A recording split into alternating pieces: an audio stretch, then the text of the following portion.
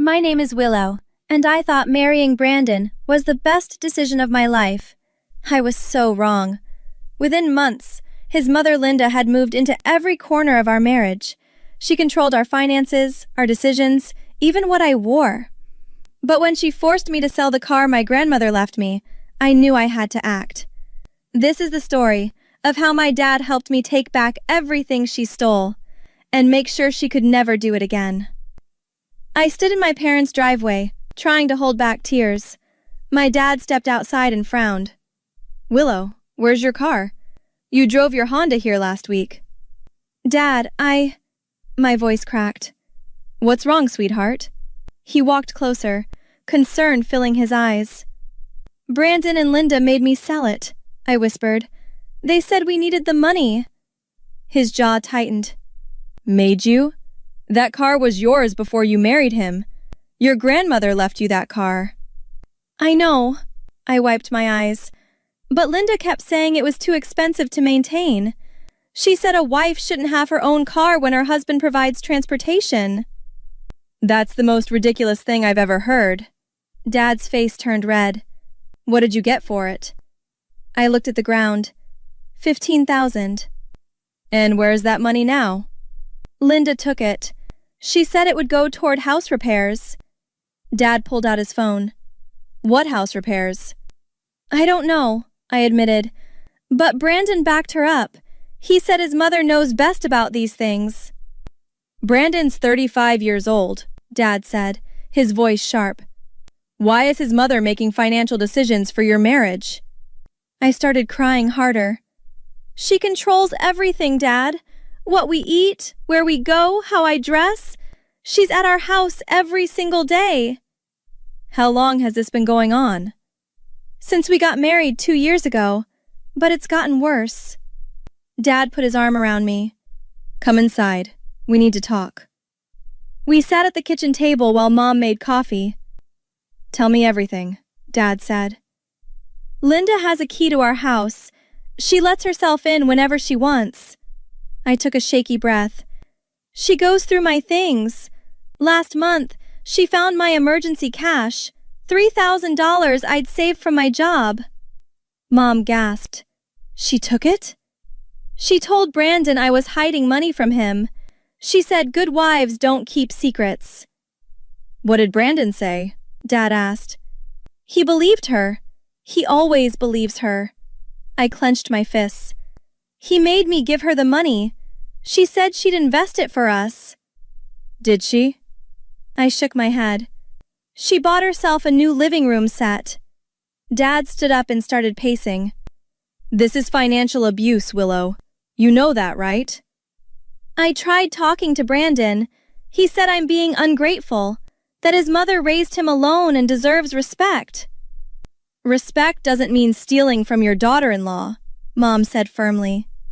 "What else has she taken?" "My jewelry. The pieces Grandma left me." Fresh tears fell. "Linda said they were too valuable to keep in our house. She'd keep them safe." "And Brandon allowed this?" Dad's voice rose. "He said I was being materialistic, that his mother would never steal from family." Dad grabbed his phone again. "I'm calling Jack Rodriguez. He's the best divorce attorney in the state." My head snapped up. "Dad, I can't afford—" "You're not paying for it. I am." He dialed.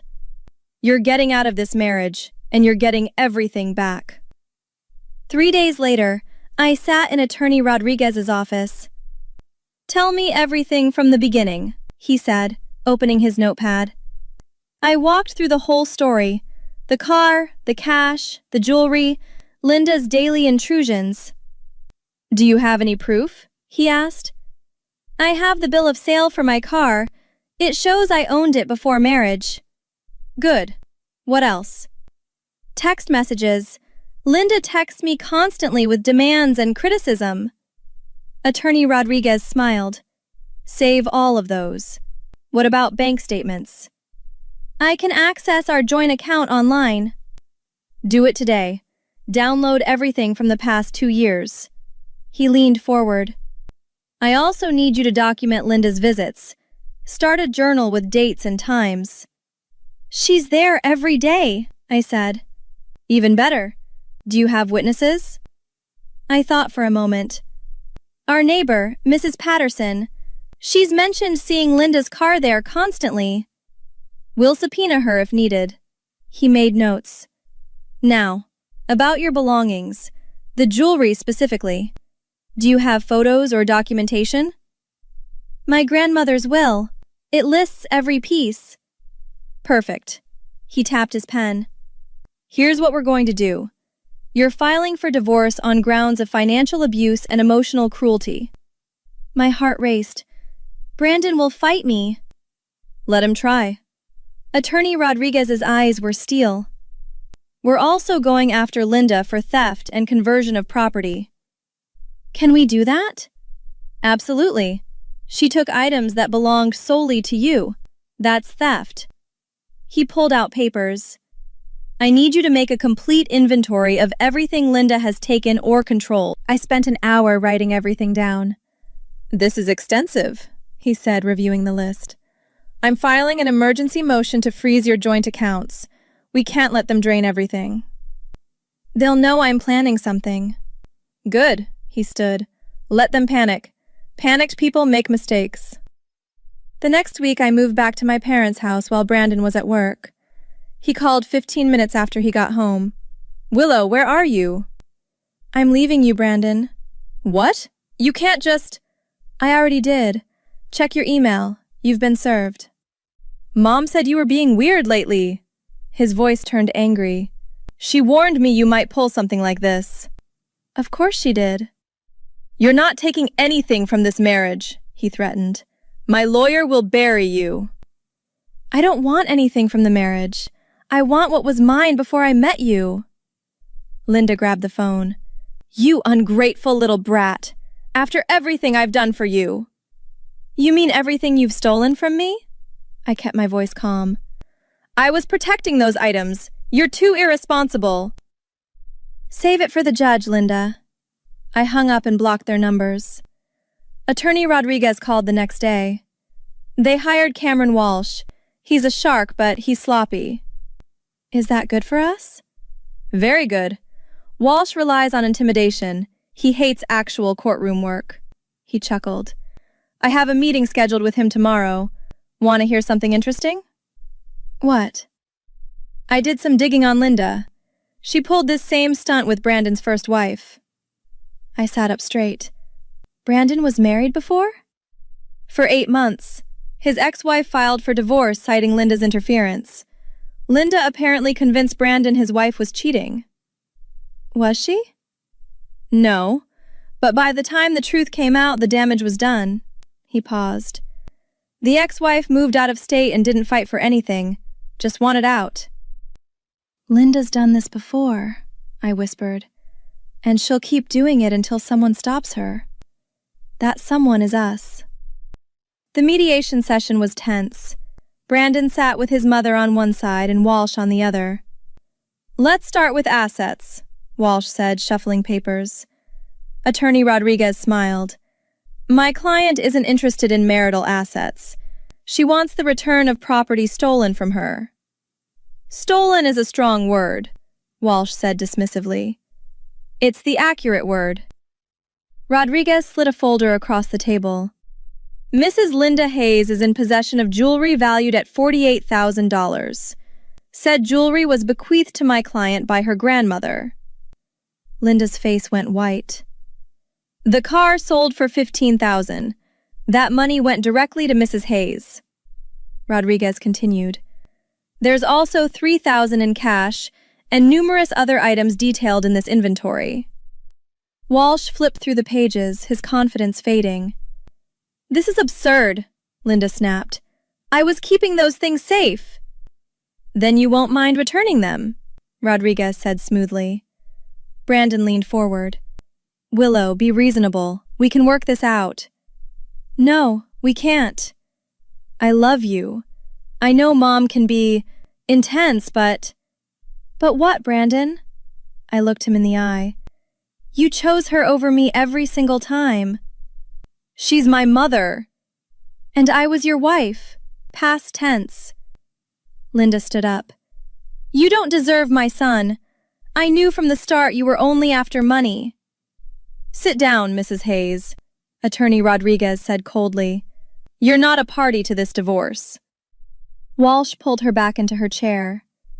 My client is willing to be generous, Rodriguez said. Return all property listed in the inventory within 7 days, and we won't press criminal charges. Criminal charges? Brandon's voice cracked. Theft, conversion of property, fraud. Rodriguez ticked them off. Your mother committed crimes, Mr. Hayes. Walsh cleared his throat. My clients need time to consider. Consider fast, Rodriguez interrupted. Because in addition to criminal charges, we're prepared to file a civil lawsuit for emotional distress and financial damages. How much? Walsh asked weakly. $200,000. Brandon went pale. I don't have that kind of money. Then I suggest you tell your mother to return what she stole. Rodriguez stood. 7 days, gentlemen. The clock is ticking. We walked out, leaving them in stunned silence. 1 week later, we met at Rodriguez's office for the final settlement. Brandon arrived without Linda, looking exhausted. Where's your mother? I asked. At home, crying. He wouldn't meet my eyes. She sold some of the jewelry. She what? My voice rose. Walsh raised his hands. We're prepared to make financial restitution for the missing pieces at current market value. Plus 20% for my client's trouble, Rodriguez added. Fine, Walsh muttered. Brandon finally looked at me. Willow, I'm sorry. I didn't realize... Didn't realize what? That your mother was stealing from me? I crossed my arms. Or that you helped her do it? I thought she was helping us. She was helping herself, Brandon. He rubbed his face. When did you become so cold? When you chose her over me, for the 100th time. Rodriguez laid out papers. Mr. Hayes, you're returning the Honda Civic to my client, correct? Mom already sold it, Brandon admitted. Of course she did, I said bitterly. Then you're purchasing a replacement vehicle of equal or greater value, Rodriguez said firmly. You have 30 days. Walsh nodded. Agreed. The jewelry that remains will be returned today. The cash equivalent for sold pieces, $62,000, will be paid within 90 days. Brandon's mouth fell open. 62,000? Your mother sold 4 pieces. Their combined value, plus 20% compensation. Rodriguez smiled. Should have kept better track of her. I don't have that kind of money. Then I suggest you ask Linda for it. She's the one who sold them. I leaned forward. Or we can pursue criminal charges and let a judge decide. This is blackmail. This is justice, Rodriguez corrected. Sign the agreement or face prosecution. Your choice. Brandon grabbed the pen and signed with shaking hands. Excellent, Rodriguez said. Now, the house. My client has no claim to it since you purchased it before marriage. However, you owe her for improvements she paid for. What improvements? The kitchen renovation.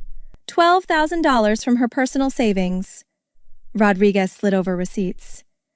You told her it was an investment in your future together. Walsh reviewed the documents. My client will reimburse, with interest, $18,000 total. Brandon dropped his head into his hands. And finally, my client's legal fees, $45,000. What? Brandon looked up. I have to pay for your lawyer? You and your mother created this situation, I said. You can pay to fix it. I'll be broke. You should have thought about that before you let Linda steal from me. Rodriguez stacked the papers. Total amount owed to my client, $125,000, plus a replacement vehicle. Payment schedule is outlined in the agreement. Brandon stared at the numbers. Mom promised she was investing that money. She said, She lied, I interrupted. And you believed her instead of your wife. I'll have to sell the house. That's not my problem anymore. Walsh whispered something to Brandon, who nodded miserably. We accept the terms, Walsh said. Rodriguez handed me a box. Your jewelry, Mrs. Hayes. Or should I say, Miss Parker? Miss Parker sounds perfect. I opened the box and checked each piece against my list. Brandon watched me. I really did love you, Willow. If that was love, I'm glad it's over. Mom's going to be furious. Again, not my problem. I stood up. But you might want to consider why every woman in your life runs away from her. His face crumpled. She's all I have now. You chose that. Every single day, you chose that. Rodriguez handed me the signed agreement. It's done. You're free. I walked to the door and turned back. Good luck with Linda, Brandon. You're going to need it. 2 months later, Dad and I stood in my new apartment parking lot. The Honda looks good, he said, admiring my replacement car. Better than the old one. Brandon had to buy me the upgraded model, I smiled. His lawyer insisted. And the money? First payment cleared yesterday. I'm putting it toward my business. Dad hugged me. I'm proud of you, sweetheart. I learned from the best. I looked at my new car, my jewelry box safely inside my apartment. Linda tried calling me last week. What did she want? To apologize and explain why she needed the money, I shrugged. I didn't answer. Good. My phone buzzed with a text from attorney Rodriguez. Brandon filed for bankruptcy. Linda's being sued by his ex-wife, too. Thought you'd want to know. Karma works fast. Not karma, justice. I unlocked my car. I just did what you taught me. Stand up for myself and don't back down. Some people think revenge means getting even, but real justice is taking back what's yours and making sure they can never hurt you again. Have you ever had to fight someone who used family bonds to manipulate and steal from you? What would you have done in my situation? Like and subscribe for more stories about people who refused to be victims and fought back the right way.